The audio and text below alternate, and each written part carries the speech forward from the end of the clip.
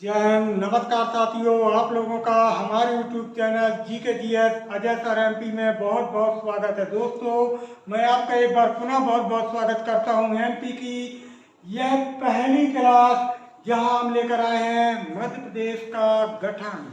दोस्तों, आज हम विस्तार से चर्चा करने वाले हैं कि मध्य प्रदेश का गठन किस स्थिति में किया गया, कैसे हुआ मध्य प्रदेश का गठन, कैसे बना मध्य प्रदेश राज्य, कैसे आज हमारा मध्य प्रदेश गठित किया गया। तो बने रहिए आप हमारे साथ। आज आपके समझ टॉपिक होगा मध्य प्रदेश का गठन। मध्य प्रदेश के गठन को समझने के लिए गठन से पहले मध्य प्रदेश की अपन 3 स्थितियों को समझेंगे, और वो 3 स्थितियां कौन सी होंगी दोस्तों? तो आप देख सकते हैं दोस्तों कि 1947 से पहले का 1947 से पहले का मध्य प्रदेश। क्लियर दोस्तों? यहाँ दूसरी स्थिति में देखेंगे 1947 से 1956 के मध्य का मध्य प्रदेश। क्लियर दोस्तों? इसके बाद अपन तीसरी स्थिति में देखेंगे, यानी 1956 से 2000 हुआ, 2000 से आज तक का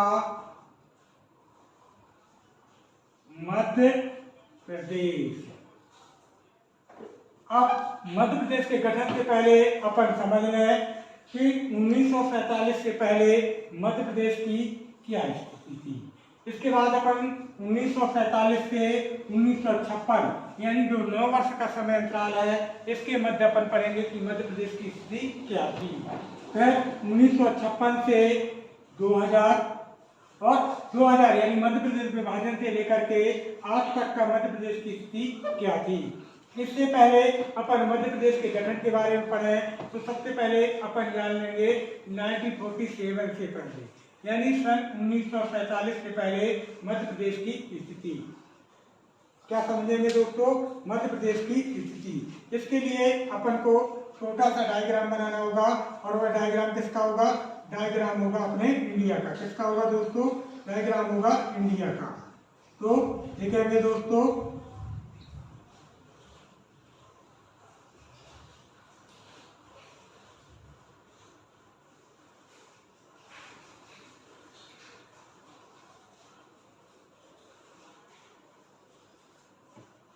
इंडिया के डायग्राम की बात करेंगे अपन।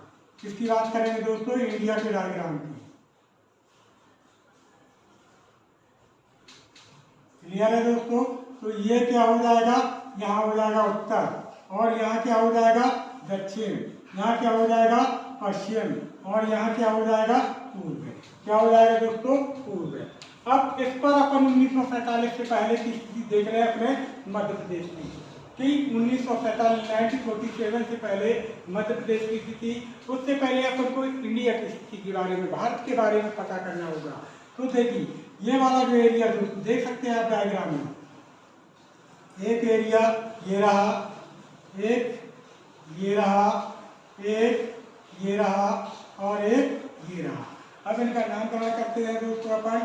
तो ये जो एरिया था, जिसे अपन क्या कहते थे दोस्तों? इसे कहते थे बीपी। क्या कहते थे? बीपी। इसे क्या कहते थे दोस्तों? इसे कहते थे एमपी। इसे क्या कहते थे दोस्तों? इसे भी अपन कहते थे बीपी। क्या कहते थे? बीपी। इसे क्या कहते थे दोस्तों? इसे कहते थे सीपी। और इसे क्या कहते थे? इसे कहते थे यूपी। क्या कहते थे दोस्तों? यूपी। अब बीपी का मतलब यहाँ पर हो जाएगा बॉम्बे प्रोविंस। क्या हो जाएगा? बॉम्बे प्रोविंस। यहाँ पर हो जाएगा बंगाल प्रोविंस। यहाँ हो जाएगा यूनाइटेड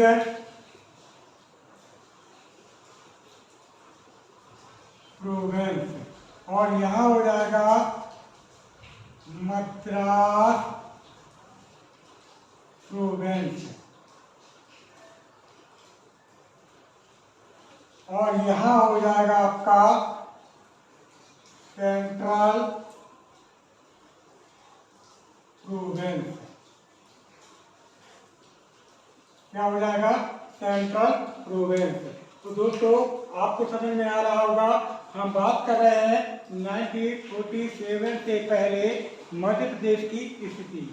तो उससे पहले अपन को इंडिया की स्थिति के बारे में समझना पड़ेगा कि देखिए बंगाल यूनाइटेड प्रोविंस, ये जो उत्तर वाला एरिया था दोस्तों, ये क्या कहलाता था अपना, ये वाला एरिया ये कहलाता था यूनाइटेड प्रोविंस। इसके बाद पूर्व वाला एरिया देखेंगे, यह एरिया कहलाता था आपका बंगाल प्रोविंस। दक्षिण वाला एरिया देखेंगे, ये कहलाएगा आपका मद्रास प्रोविंस। अपन देखेंगे दक्षिण पश्चिम के मध्य वाला एरिया, ये बॉम्बे प्रोविंस। और ये सेंटर वाला जो एरिया है, इसे अपन क्या कहते थे, इसे कहते थे सेंट्रल प्रोविंस। क्लियर दोस्तों? ये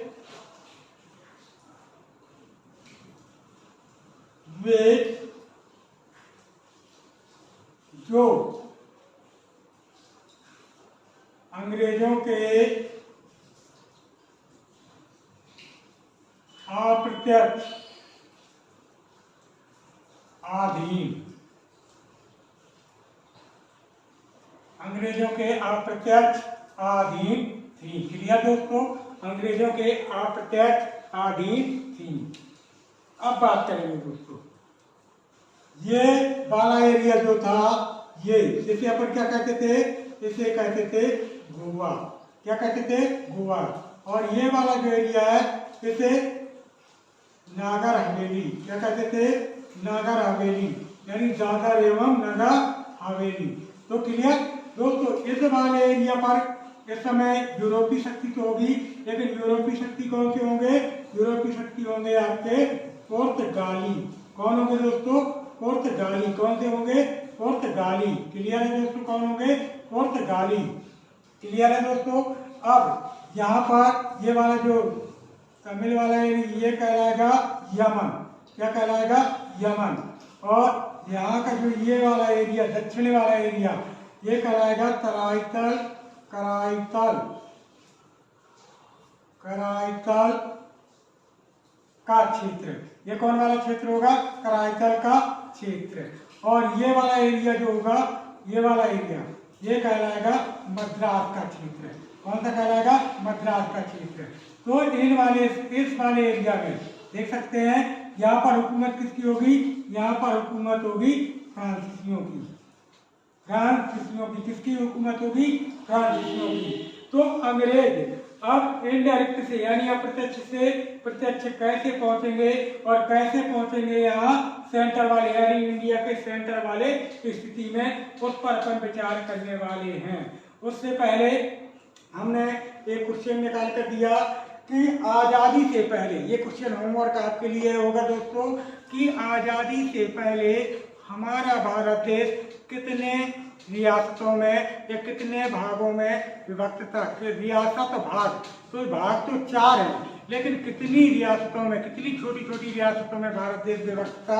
ये क्वेश्चन आप कमेंट बॉक्स पर पहुंचकर जरूर कमेंट कीजिए और बताइए दोस्तों कि हमारा भारत देश कितने छोटे छोटे टुकड़ों में विभक्त था।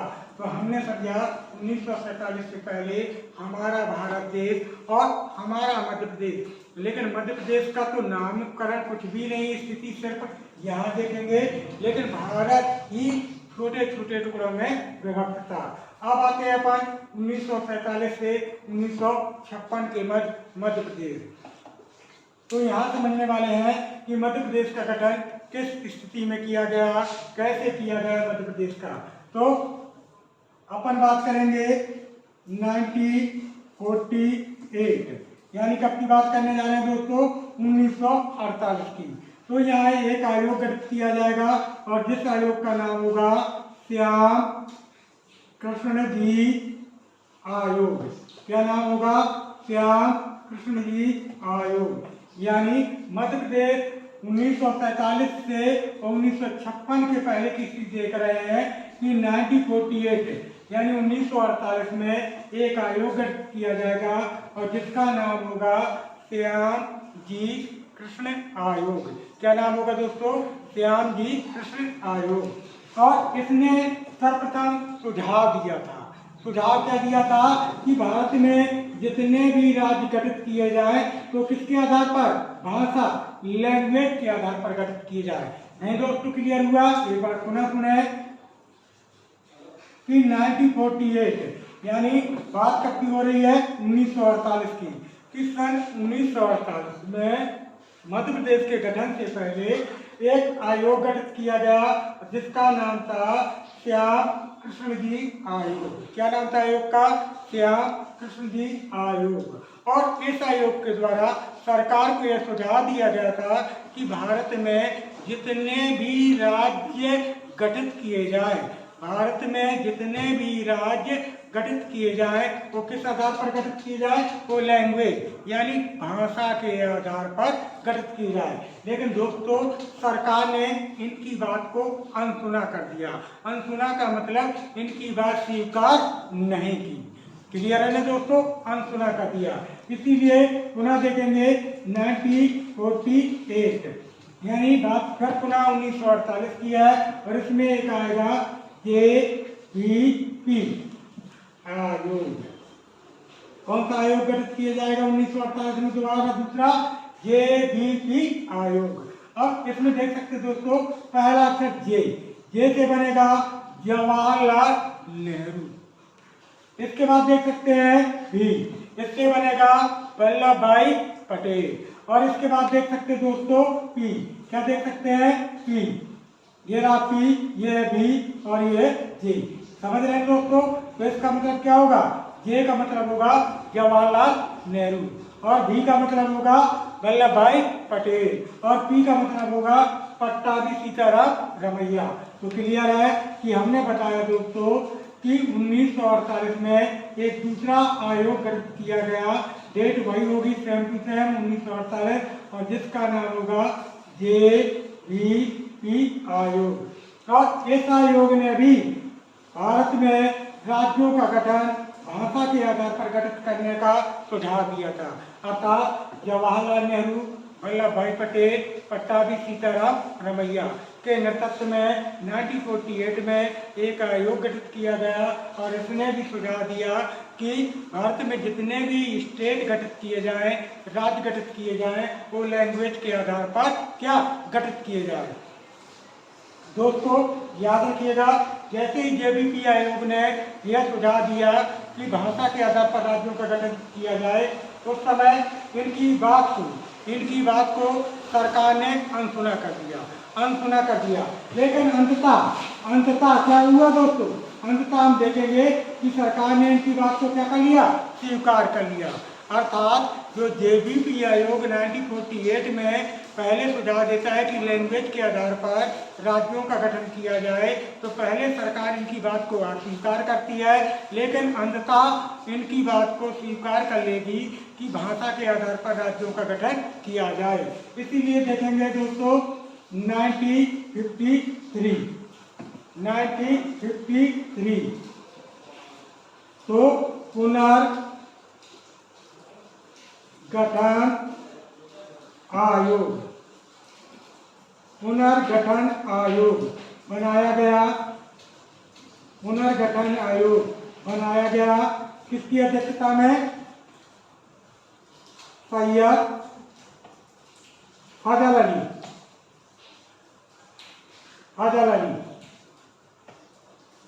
फजल अली की अध्यक्षता में। यानी हमने बताया कि जब 1948 में JVP आयोग ने सुझाव दिया कि भाषा के आधार पर राज्यों का गठन किया जाए, तो सरकार ने इनकी बात को प्रारंभ में अस्वीकार किया, लेकिन अंततः इनकी बात को स्वीकार कर लिया गया और 1953 में पुनर्गठन आयोग बनाया गया। किसकी अध्यक्षता में बनाया गया दोस्तों? वो बनाया गया हजरत अली की अध्यक्षता में। किसकी अध्यक्षता में? हजरत अली की अध्यक्षता में। और इसमें टोटल 3 सदस्य थे। तो एक तो पहला सदस्य लिखा ही है, दूसरा सदस्य देखिए, इसके 2 सदस्य और देखेंगे। एक तो होंगे हृदयनाथ कुंजरू, क्या नाम आएगा? हृदयनाथ कुंजरू। और दूसरा नाम आएगा के एम हरिक्कर। क्या नाम आएगा दोस्तों? के एम हरिक्कर। क्या नाम आएगा? के एम हरिक्कर। क्लियर है दोस्तों? तो के एम हरिक्कर, दूसरा नाम क्या आएगा? के एम हरिक्कर। तो कभी आता है क्वेश्चन कि 1953 में जो पुनर्गठन आयोग गठित किया गया, याद रखिएगा दोस्तों, उसकी अध्यक्षता किसने की थी? उसकी अध्यक्षता करेंगे आपके फजल अली। कौन करेंगे? फजल अली। इसमें 2 और सदस्य होंगे, एक होंगे हृदयनाथ कुंजरू और एक होंगे के एम हरिक्कर। कौन होंगे? के एम हरिक्कर। क्लियर दोस्तों? के एम हरिक्कर। और इसीलिए आगे चल के अपन देखते हैं 1 अक्टूबर 1953 में कब की बात करने जा रहे हैं दोस्तों? 1 अक्टूबर 1953 की, यानी 1 अक्टूबर 1953 में भाषा के आधार पर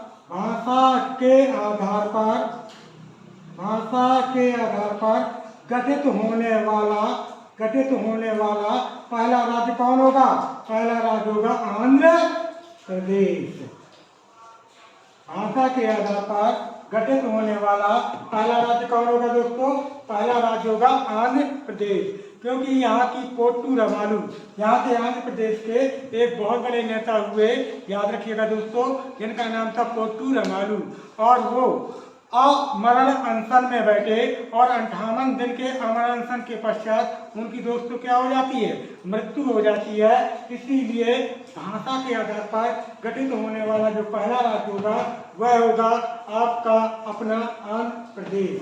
अब बात करेंगे अपने मध्य प्रदेश की कि ये भाषा के आधार पर क्योंकि गठित है। यहाँ ये बताना चाहते थे दोस्तों कि जो भी राज्य गठित किए जाएंगे भारत देश में वो लैंग्वेज के आधार पर गठित किए जाएंगे।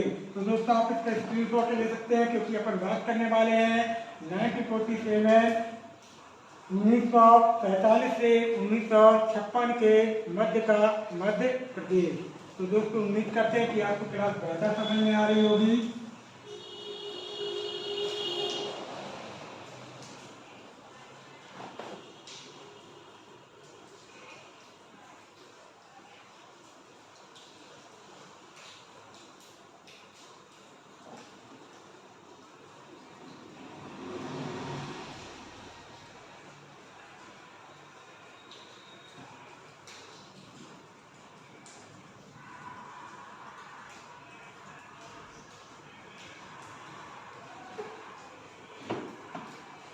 अब बात करेंगे दोस्तों 1947 से 1956, 1947 से 1956 के मध्य के 56 के मध्य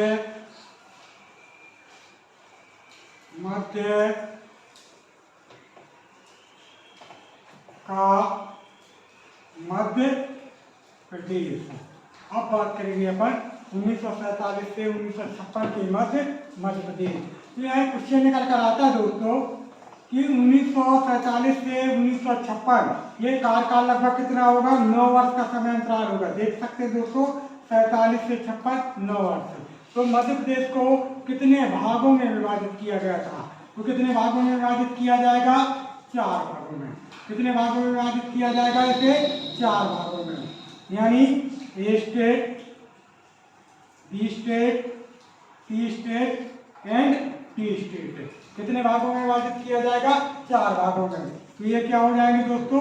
ये हो जाएंगे भाग। अब बात करते हैं अपन श्रेणियां। किसकी बात करने वाले दोस्तों?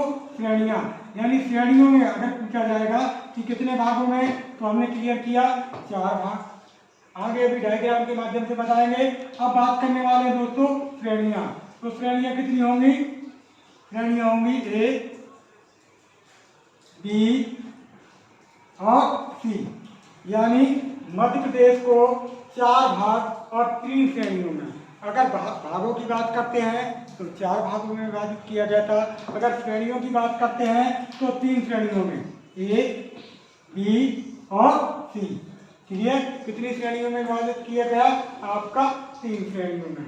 तो आप क्लियर करेंगे कि अब मध्य प्रदेश कैसे गठित किया जाएगा, अर्थात 1956 के पहले की स्थिति देखेंगे कि कैसे मध्य प्रदेश का गठन किया जाएगा, कैसे मध्य प्रदेश के अंतर्गत अंग्रेज प्रवेश करेंगे, यूरोपीय शक्तियां प्रवेश करेंगी, और कैसे वो विखंडित जो छोटी छोटी रियासतों में पूरा मध्य प्रदेश और भारत विभक्त था, तो मध्य प्रदेश को कैसे एकत्र करके मध्य प्रदेश एक नया भाषा के आधार पर राज्य गठित किया जाएगा। तो बात करने वाले दोस्तों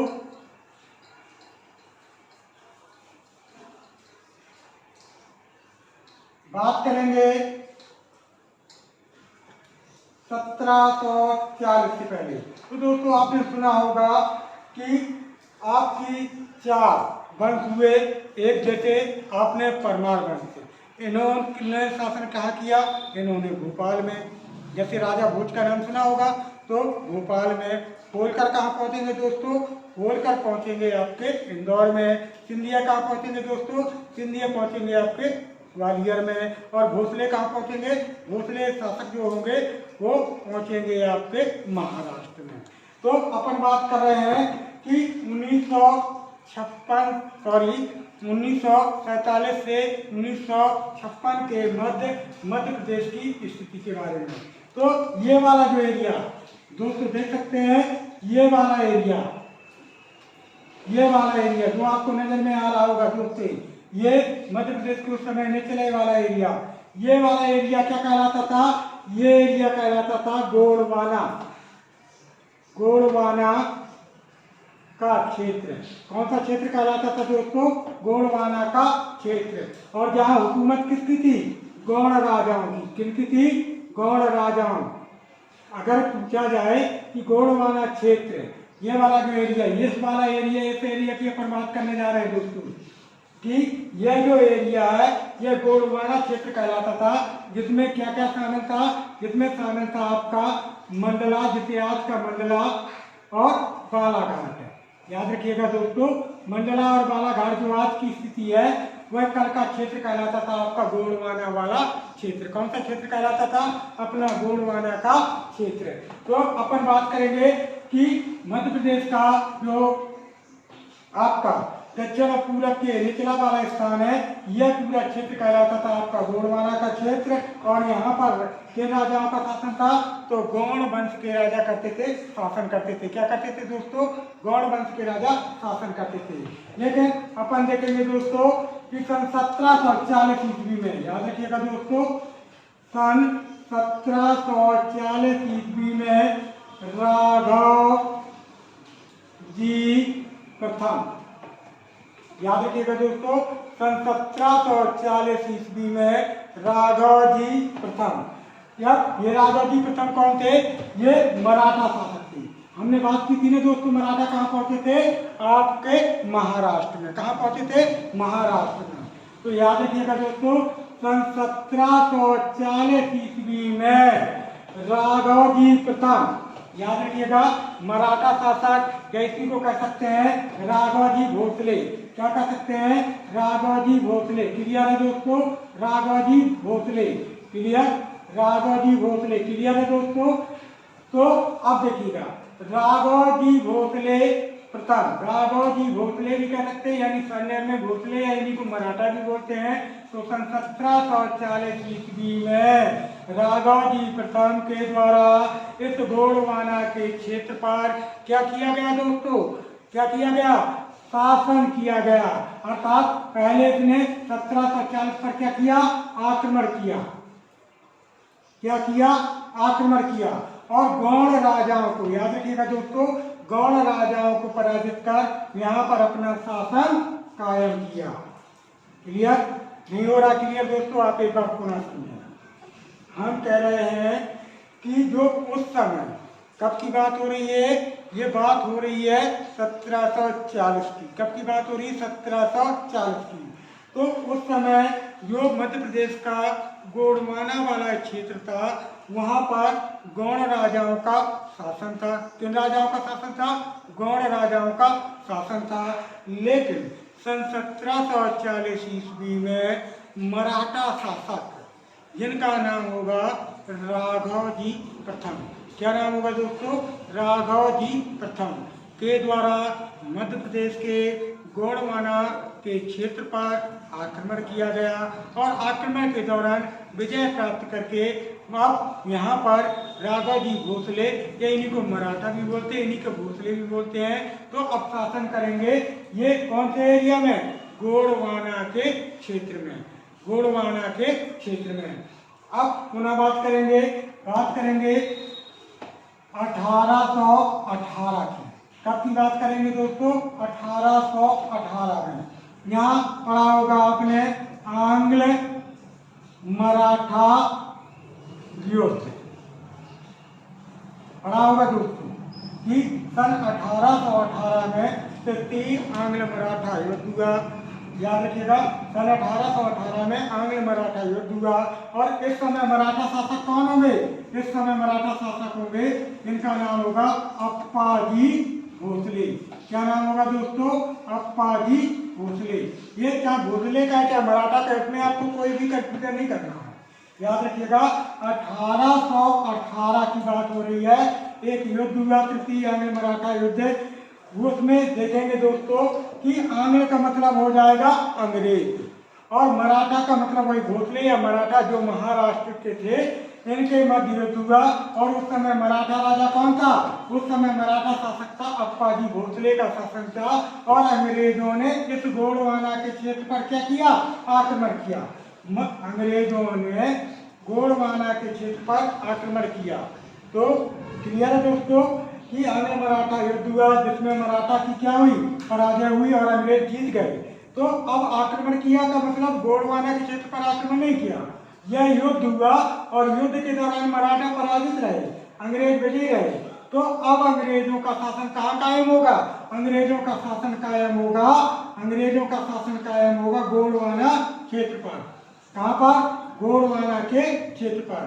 क्लियर होगा दोस्तों कि सन 1818 में आंग्ल मराठा युद्ध हुआ और इस युद्ध में मराठा शासक अप्पाजी भोसले पराजित रहे। परिणाम स्वरूप अंग्रेजों का शासन कहाँ पर? गोंडवाना के क्षेत्र पर हो गया। अर्थात अंग्रेज पहली बार 1818 में गोंडवाना क्षेत्र यानी मध्य प्रदेश के गोंडवाना वाले क्षेत्र को अपने अधिकार में लेंगे। कहाँ पर लेंगे? अपने हाथों में लेंगे।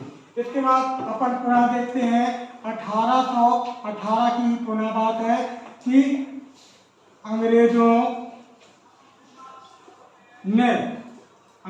ने सिंधियों की, याद रखिएगा सिंधिया कहाँ के राजा थे? तो दोस्तों हमने पहले बात कर ली है ग्वालियर की। कहाँ के राजा थे? सिंधियों। सिंधिया कहाँ के राजा थे? ग्वालियर के। तो सन 1818 में याद रखिएगा अंग्रेजों और सिंधियों के मध्य एक संधि हुई और अंग्रेजों ने नर्मदा, याद रखिएगा दोस्तों नर्मदा, जिसे आज अपन लोग कहते हैं नर्मदा, क्या कहते हैं? नर्मदा।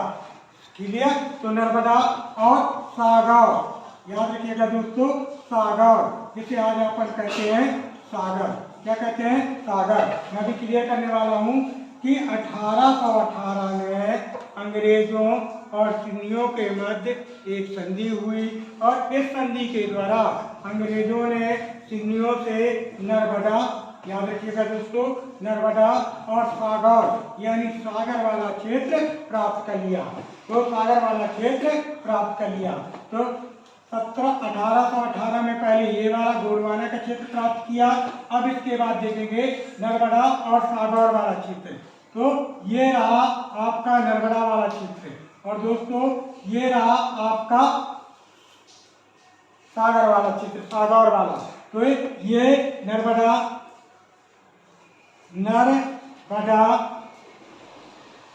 और ये सागर, इन क्षेत्रों पर किसका अधिकार हो गया?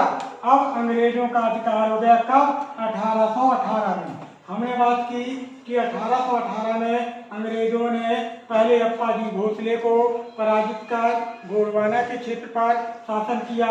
फिर 1818 में अंग्रेजों और सिन्नियों के मध्य एक संधि हुई और अंग्रेजों ने सिन्नियों से सागर और नर्मदा वाला क्षेत्र प्राप्त किया। तो अब स्थिति देखेंगे मध्य प्रदेश की किस प्रकार से होगी। अब स्थिति के बारे में अपन देख रहे हैं कि मध्य प्रदेश की स्थिति किस प्रकार से होगी।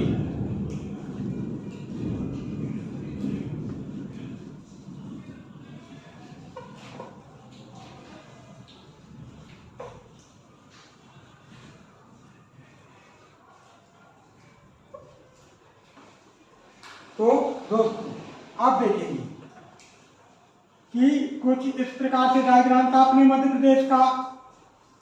क्लियर है दोस्तों, कुछ इस प्रकार से डायग्राम था। तो हमने बताया कि ये वाला एरिया,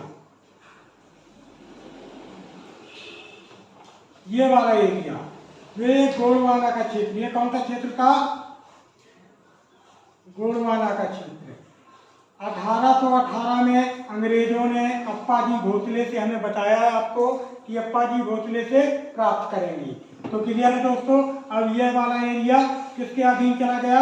अंग्रेजों के अधीन चला गया। किसके अधीन चला गया? अंग्रेजों के अधीन चला गया। अब इसके बाद पुनः देखेंगे कि ये वाला एरिया, ये जो नर्मदा वाला क्षेत्र था, नर्मदा वाला, कौन सा क्षेत्र? नर्मदा वाला क्षेत्र। अब यह भी अंग्रेजों के क्या आ जाएगा दोस्तों? अधीन आ जाएगा। तो अब देखेंगे कि मध्य प्रदेश में धीरे धीरे अंग्रेजों का अपना विस्तार होता चला जा रहा है। और इसके बाद ये अपन देखेंगे सागर वाला क्षेत्र। ये वाला कौन वाला क्षेत्र था? सागर वाला क्षेत्र। तो देखिए पहले हमने स्थिति क्या क्लियर की थी कि पहले अंग्रेजों ने 1818 में ये वाला एरिया प्राप्त किया, जो गोंडवाना का क्षेत्र, महाकौशल का क्षेत्र था। इसमें अंग्रेजों ने अपना शासन किया। इसके बाद अपन देखेंगे कि अंग्रेजों ने के द्वारा 1818 में सिन्नियों से एक संधि की जाएगी और ये जो आपका नर्मदा और सागर वाला क्षेत्र है, याद रखिएगा, ये नर्मदा और सागर वाला क्षेत्र है। यह क्षेत्र अब अंग्रेजों ने प्राप्त कर लिया और साथ में ये सागर वाला क्षेत्र भी, यह भी अब अंग्रेजों के अधीन आ गया। तो अब देखेंगे ये भी 1818 में ही है और ये भी 1818 में है, जब अंग्रेजों ने सिन्नियों से संधि करके नर्मदा और सागर का क्षेत्र प्राप्त किया था। अब बात करेंगे दोस्तों मध्य प्रदेश की अंग्रेजों की कुछ आगे की स्थिति के बारे में। किसके बारे में बात करेंगे? आगे की स्थिति के बारे में। तो अब मध्य प्रदेश का डायग्राम कैसा होगा अंग्रेजों के टाइम का? कैसा होगा? तो दोस्तों ये वाला एरिया, अब ये पूरा वाला एरिया, ये वाला एरिया पूरा आप देख सकते, पूरा ये एरिया किसके कब्जे में चला गया? ये चला गया अंग्रेजों के कब्जे में। किसके कब्जे में चला गया? अंग्रेजों के कब्जे में। अब बात करेंगे दोस्तों 1853 यानी 1853 में। और इस समय भारत का गवर्नर कौन होगा? आप भली भांति परिचित होंगे और जिनका नाम आता है लॉर्ड डलहौजी। कौन आएगा गवर्नर बनके? लॉर्ड डलहौजी। और दोस्तों इसने हड़प नीति या विलय नीति इसकी पढ़ी होगी। क्या पढ़ी होगी? हड़प नीति।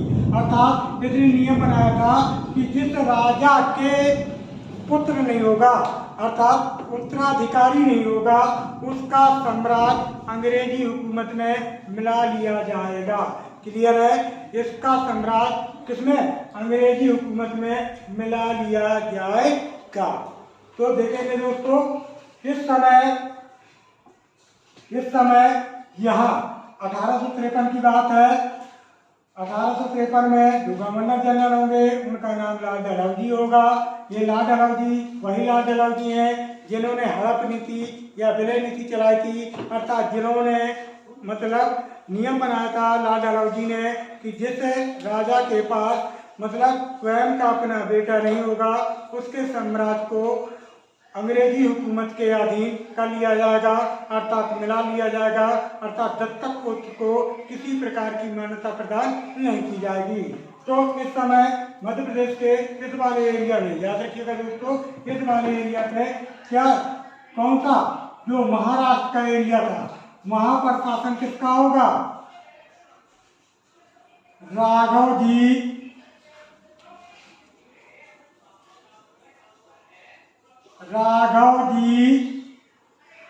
तृतीय।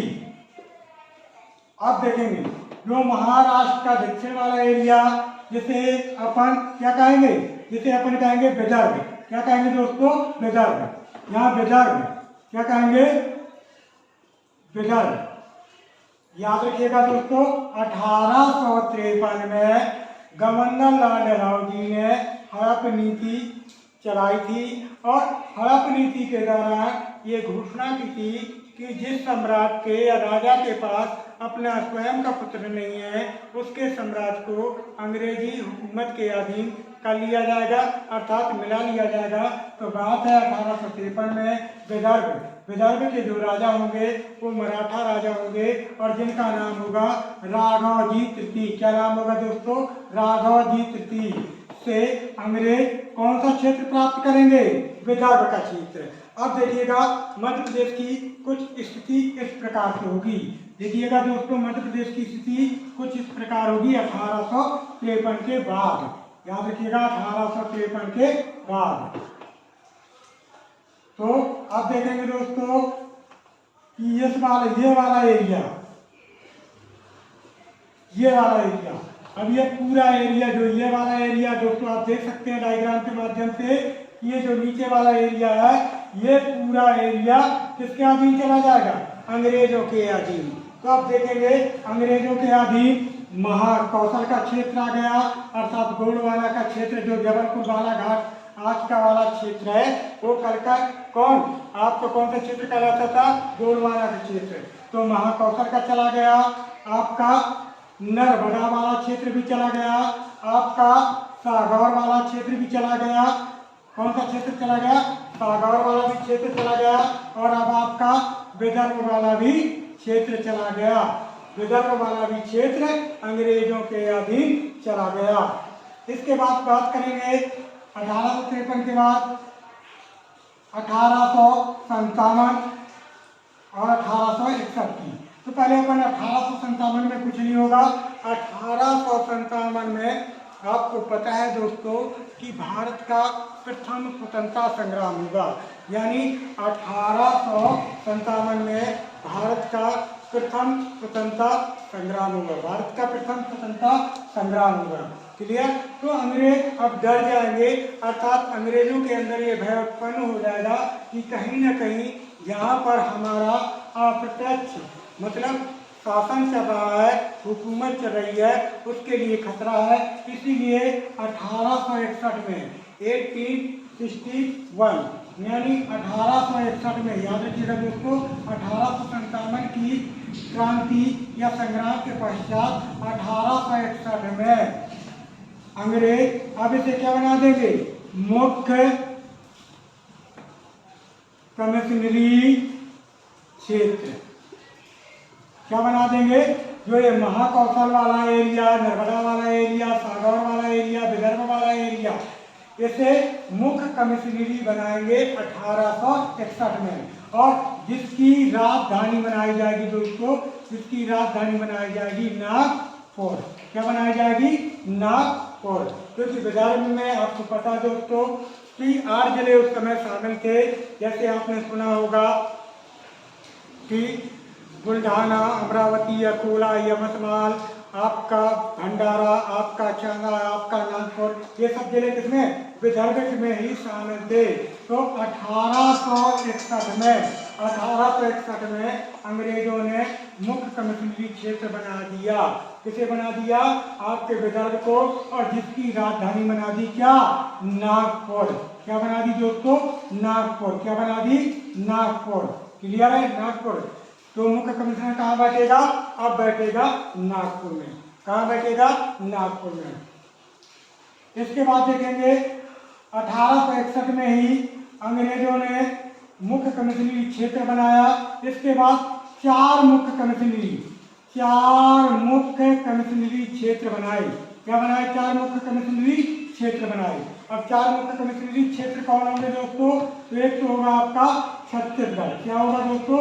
छत्तीसगढ़। दूसरा होगा आपका विदर्भ। क्या होगा? विदर्भ। तीसरा होगा महाकौशल। क्या होगा? महाकौशल। और चौथा होगा नर्मदा। क्या होगा? नर्मदा। तो नर्मदा का है या नर्मदा का है उसमें दोस्तों परेशान नहीं होना आपको। तो 1861 में पहले अंग्रेजों ने 1857 के स्वतंत्रता संग्राम में लड़ करके मध्य प्रदेश का जो ये दक्षिण गोंडवाना वाला एरिया था, जो नर्मदा सागौर वाला एरिया था, इसमें मुख्य कमिश्नरी क्षेत्र बनाया, जिसकी राजधानी नागपुर को बनाया। किसको बनाया दोस्तों? नागपुर को बनाया। इसके बाद हम देख रहे हैं कि मध्य प्रदेश को 4 भागों में, कितने भागों में? 4 मुख्य कमिश्नरी क्षेत्र में विभाजित किया, जिसमें छत्तीसगढ़, विदर्भ, महाकौशल और नर्मदा, इन 4 रियासतों को मुख्य कमिश्नरी क्षेत्र के रूप में क्या किया गया? बनाया गया, नियुक्त किया गया। क्लियर है दोस्तों? अब इसके बाद बात करेंगे 1864 की।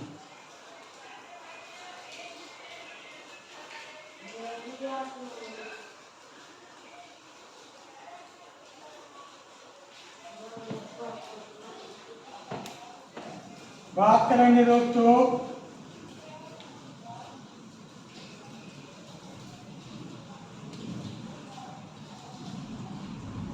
1903 तक की बात करेंगे।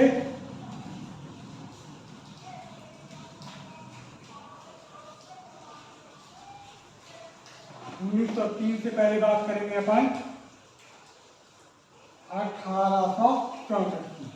अब देखिए 1861 में अंग्रेजों ने वो नर्मदा, सागौर, विदर्भ, महाकौशल में मुख्य कमिश्नरी क्षेत्र बनाया। फिर 1861 में 4 कमिश्नरी क्षेत्रों में छत्तीसगढ़, विदर्भ, महाकौशल, नर्मदा को विभाजित किया। इसके बाद देखेंगे कि 1864 में अंग्रेजों ने, याद रखिएगा दोस्तों, अंग्रेजों ने कौन सा क्षेत्र प्राप्त किया था? निमाड़ का क्षेत्र। निमाड़ का क्षेत्र, पश्चिमी निमाड़, पूर्वी निमाड़, आपके जो कहलाएंगे खंडवा, खरगोन, तो दोस्तों ये निमाड़ वाला क्षेत्र, ये निमाड़ वाला क्षेत्र अंग्रेजों ने प्राप्त किया। ये अंग्रेजों ने प्राप्त किया कब? 1864 में। इसके बाद बात करेंगे अपन 1903 की। 1903 में अपन देखेंगे दोस्तों, 1903 में देखेंगे कि अंग्रेज हैदराबाद बहुत बड़ी रियासत थी और यहाँ का राजा होगा निजाम शाह। कौन होगा? निजाम शाह। तो बात कब की कर रहे हैं कि 1903 में अंग्रेज हैदराबाद के सुल्तान, जिसका नाम होगा निजाम शाह, से 25 लाख रुपए, 25 लाख रुपए वार्षिक लीज पर, लीज का मतलब होता है रेंट यानी किराया दर, समझ रहे हैं ना दोस्तों? 25 लाख रुपए की वार्षिक लीज पर बरार का क्षेत्र, याद रखिएगा दोस्तों, बरार, ये वाला एक एरिया, ये वाला एरिया देख सकते हैं दोस्तों, ये वाला जो एरिया होगा ये बरार का क्षेत्र किराए पर लेंगे। याद रखिएगा दोस्तों, लीज यानी किराए पर लेंगे।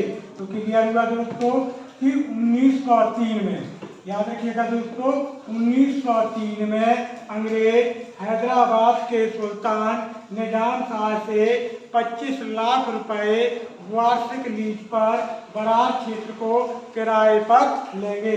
इसके बाद देखते हैं दोस्तों 1936 में अंग्रेज पूर्णतः बरार क्षेत्र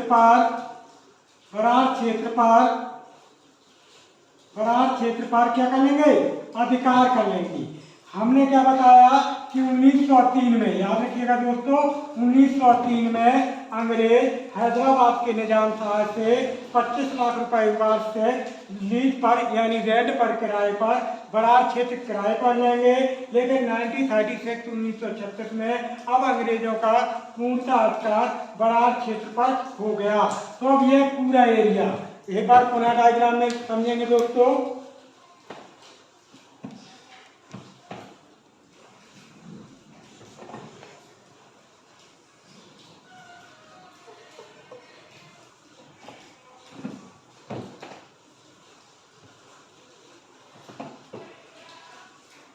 अब ये मध्य प्रदेश का ये वाला एरिया, एक बार डायग्राम अपन, अब ये वाला एरिया देख सकते हैं दोस्तों, ये वाला क्षेत्र, ये वाला, ये इसको क्या कहने लगेंगे, इसको कहने लगेंगे सीपी एंड बरार। क्या कहलाने लगेगा, सीपी एंड बरार, जिसे अपन कहेंगे ए स्टेट। क्या कहेंगे दोस्तों, सीपी एंड बरार, जिसे अपन कहेंगे ए स्टेट। तो इसमें क्या क्या शामिल होगा दोस्तों, देखेंगे अपन। इसमें शामिल होगा महाकौशल, इसमें शामिल होगा छत्तीसगढ़, इसमें शामिल होगा पूर्वी बुंदेलखंड, इसमें शामिल होगा बरार, इसमें शामिल होगा सेंट्रल प्रोविंस, और इसमें शामिल होगा दंड का रंड। ये महाराष्ट्र वाला एरिया था। क्लियर। और इसकी राजधानी कैसे बनाया जाएगा दोस्तों, राजधानी कैसे बनाया जाएगा, राजधानी बनेगी नागपुर। क्या बनेगी दोस्तों, नागपुर। तो ये जो राजधानी की अगर बात करते हैं तो राजधानी क्या बनेगी, तो एक स्टेट जिसे सीपी एंड बरार यानी सेंट्रल प्रोविंस एंड बरार के नाम से जाना जाता है, तो इसे अपन क्या कहेंगे, इसे अपन कहेंगे ए स्टेट। जिसमें कौन शामिल होंगे, जिसमें आपका महाकौशल, जिसमें आपका छत्तीसगढ़, जिसमें पूर्वी बुंदेलखंड, जिसमें बरार, जिसमें सेंट्रल प्रोविंस, जिसमें आपका दंडकारण, और इसी में शामिल होगा आपका एक विदर्भ। क्या शामिल होगा, विदर्भ। ये सब किसमें शामिल होंगे दोस्तों, ये शामिल होंगे आपके एक स्टेट में। किसमें शामिल होंगे, एक स्टेट में। अब अपन यहाँ पर बात करेंगे क्लास को देखते हुए कि ये वाला जो एरिया है, ये वाला एरिया, ये वाला जो एरिया है, ये पश्चिम वाला एरिया, ये देख सकते हैं दोस्तों, पश्चिम वाला एरिया। इसे अपन किस नाम से जानेंगे, एक बार इसे पुनः देखते हैं।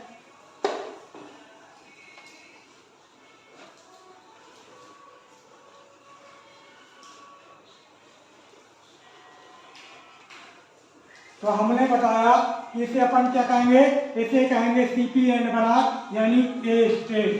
लेकिन इसे, ये पश्चिम वाला जो एरिया है, इसे अपन क्या कहेंगे दोस्तों, इसे कहेंगे मध्य भारत, और इसी को कहेंगे बी स्टेट। क्या कहेंगे दोस्तों, बी स्टेट। अब इसमें देखेंगे कौन कौन सा क्षेत्र शामिल होगा, यानी इसमें कौन कौन सा क्षेत्र शामिल होगा। तो ये क्षेत्र तो शामिल हो जाएगा चंबल वाला। कौन सा, चंबल वाला। एक क्षेत्र इसमें शामिल हो जाएगा ग्वालियर वाला, एक क्षेत्र इसमें शामिल हो जाएगा महाकौशल वाला, मालवा। कौन सा क्षेत्र शामिल हो जाएगा, मालवा, क्योंकि महाकौशल यहाँ पर है। तो ये मालवा वाला, और एक क्षेत्र ये जो नीचे वाला खंडवा खरगोन वाला, ये शामिल हो जाएगा आपका नेवार वाला क्षेत्र। तो क्लियर। मध्य भारत यानी ये पश्चिम वाली ये रियासत थी, रियासतों को मिलाकर के एक राज्य गठित किया गया, स्टेट रियासत बनाए गए मध्य भारत, जिसे नाम दिया गया बी स्टेट। जिसमें चंबल का एरिया, आपका ग्वालियर वाला एरिया, आपका मालवा इंदौर वाला एरिया, आपका नेवार खंडवा खरगोन वाला एरिया शामिल किया गया। अब इसके बाद बात करेंगे अपन सी स्टेट की। किसकी बात करने वाले दोस्तों, अपन बात करने वाले हैं सी स्टेट की। किसकी बात करने वाले दोस्तों, सी स्टेट की। एक बात समझेंगे दोस्तों डायग्राम के माध्यम से कि यह वाला एरिया, तो ये वाला एरिया दोस्तों आप देख सकते हैं डायग्राम में, ये वाला एरिया, यह एरिया कहलाएगा आपका विंध्य प्रदेश। क्या कहलाएगा, विंध्य प्रदेश। और इसी को क्या कहेंगे दोस्तों, इसी को कहेंगे अपन सी स्टेट। क्या कहेंगे, सी स्टेट। और जिसमें शामिल क्या क्या होगा, जिसमें शामिल होगा आपका बुंदेलखंड और शामिल होगा इसमें बघेलखंड। याद रखिएगा, जो मध्य प्रदेश जिसे सी स्टेट कहते थे, इसमें बुंदेलखंड और बघेलखंड वाला क्षेत्र क्या किया जाएगा, शामिल किया जाएगा। और ये जो मध्य वाला एरिया दोस्तों, ये वाला एरिया देख सकते हैं दोस्तों, ये डायग्राम में ये कहलाएगा आपका भोपाल। तो हमने बताया था कि सन 1947 से 1956 के मध्य प्रदेश को 4 भागों में विभाजित किया गया था। तो अब भाग देख लें। पहला भाग ए, इसके बाद सेकेंड भाग, इसके बाद 3rd नंबर का भाग। अगर भाग की बात करते हैं तो ये हो जाएगा 4th नंबर का, यानी A state, B state, C state और ये हो जाएगा डी स्टेट। नहीं, ये भी शामिल किसमें है, ये भी शामिल है आपका किसमें दोस्तों, सी स्टेट में। किसमें शामिल है, सी स्टेट में।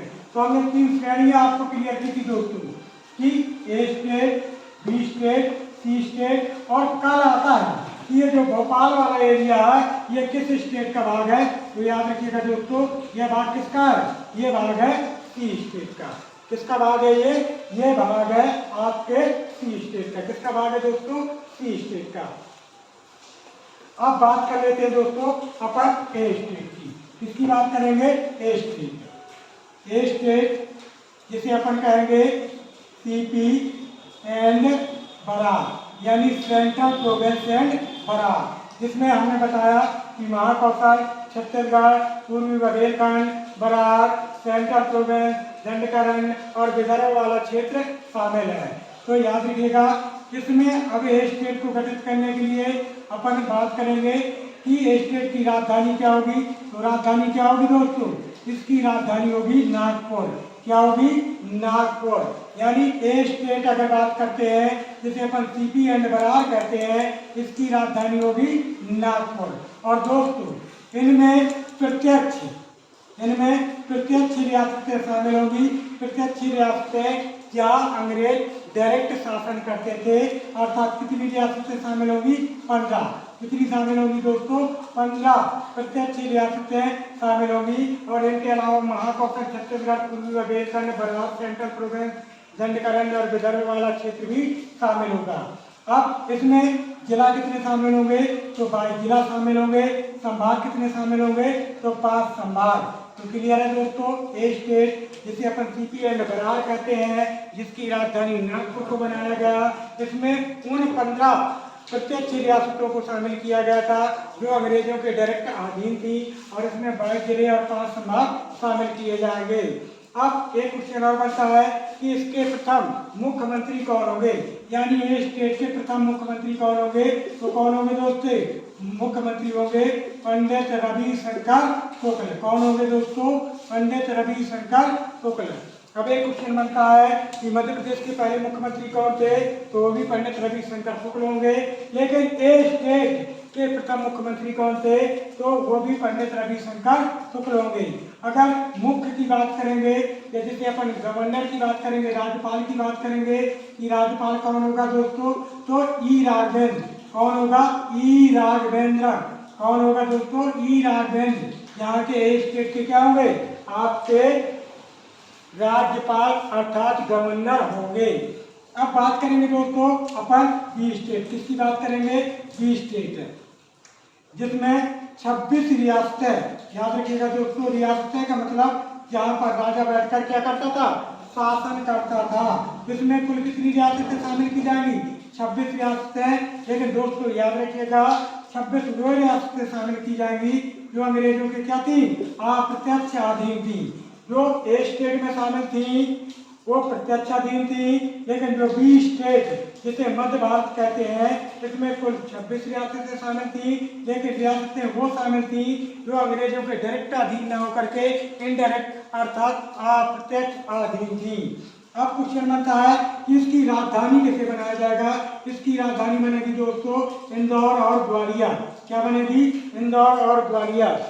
यानी इंदौर भी राजधानी बनेगी और ग्वालियर यानी बी स्टेट जिसे अपन मध्य भारत कहते हैं इसकी राजधानियां होंगी। तो एक होगी इंदौर और एक होगी ग्वालियर। क्या होगी? एक इंदौर और एक होगी ग्वालियर। इंदौर और ग्वालियर, ग्वालियर जो आपकी होगी वो 6.5 माह के लिए राजधानी बनेगी। और यह राजधानी कैसी होगी? यह राजधानी होगी शीतकालीन यानी ठंडियों के दिनों में। और ये आपकी जो इंदौर है वो कितने दिन के लिए राजधानी बनेगी? ये बनेगी 5.5 माह के लिए। और ये राजधानी कैसी होगी दोस्तों? यह होगी ग्रीष्मकालीन। कैसी होगी? ग्रीष्मकाल। अर्थात इंदौर गर्मियों के दिनों में 5.5 माह के लिए राजधानी बनाई जाएगी। वहीं पर ग्वालियर बी स्टेट की राजधानी, ग्वालियर और इंदौर दोनों है। तो इंदौर गर्मियों के दिनों में 5.5 माह के लिए और ग्वालियर ठंडियों के दिनों में अर्थात शीतकाल में 6.5 माह के लिए राजधानी बनाई जाएगी। फिर एक क्वेश्चन बनता है कि बी स्टेट जिसे मध्य भारत के नाम से जानते हैं इसके प्रथम मुख्यमंत्री कौन होंगे? तो दोस्तों याद रखिएगा इसके प्रथम मुख्यमंत्री होंगे लीलाधर जोशी। कौन होंगे दोस्तों? लीलाधर जोशी। इसके बाद बात करेंगे अपन सी स्टेट अर्थात विंध्य प्रदेश की। तो सी स्टेट अर्थात विंध्य प्रदेश जिसमें बुंदेलखंड और बघेलखंड वाले एरिया को शामिल किया गया। और इसके जो राजधानी की अगर बात करेंगे इसकी राजधानी क्या होगी दोस्तों? तो राजधानी इसकी क्या होगी? यानी सी स्टेट विंध्य प्रदेश की राजधानी होगी रीवा। क्या होगी? रीवा। और इसके अगर रियासतों की बात करेंगे इसमें कुल कितनी रियासतें शामिल की गई थी? तो इसमें 37 यानी 37 रियासतें शामिल की जाएंगी। किसमें? आपका विंध्य प्रदेश में। किसमें? विंध्य प्रदेश में 37, ए स्टेट में 15 और बी स्टेट में 26 रियासतें शामिल की जाएंगी। अब विंध्य प्रदेश अर्थात सी स्टेट के प्रथम मुख्यमंत्री कौन थे? तो प्रथम मुख्यमंत्री होंगे अवधेश प्रताप। नाम सुना होगा दोस्तों। रीवा में 1968 में इन्हीं के नाम पर अवधेश प्रताप विश्वविद्यालय भी स्थापित किया गया। तो अगर कभी आता है विंध्य प्रदेश सी स्टेट की राजधानी क्या होगी? तो रीवा होगी। इसमें रियासतें कितनी होंगी? तो 37 रियासतें होंगी। इसके प्रथम मुख्यमंत्री कौन होंगे? तो इसके प्रथम मुख्यमंत्री होंगे अवधेश प्रताप। और याद रखिएगा दोस्तों सी स्टेट में ही जो आपका ये भोपाल वाला क्षेत्र है जो वर्तमान में मध्य प्रदेश की राजधानी है यह सी स्टेट का ही भाग था। किस स्टेट का भाग था? सी स्टेट का ही भाग था। तो दोस्तों कैसी लगी आपको क्लास? आप कमेंट बॉक्स पर जरूर बताइएगा दोस्तों।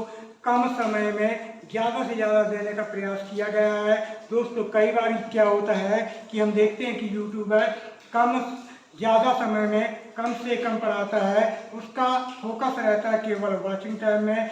हमने देखा दोस्तों कि कम समय में आपको ज़्यादा से ज़्यादा देने का कार्य किया है। फिर भी अगर किसी प्रकार की प्रॉब्लम है तो आप कमेंट बॉक्स पर जरूर कमेंट कीजिए। हम अगली क्लास पर उस पर विचार करेंगे, उस पर सुधार करेंगे। तो दोस्तों मिलते हैं मध्य प्रदेश की अगली क्लास लेकर। जब तक के लिए दोस्तों जय हिंद, जय भारत।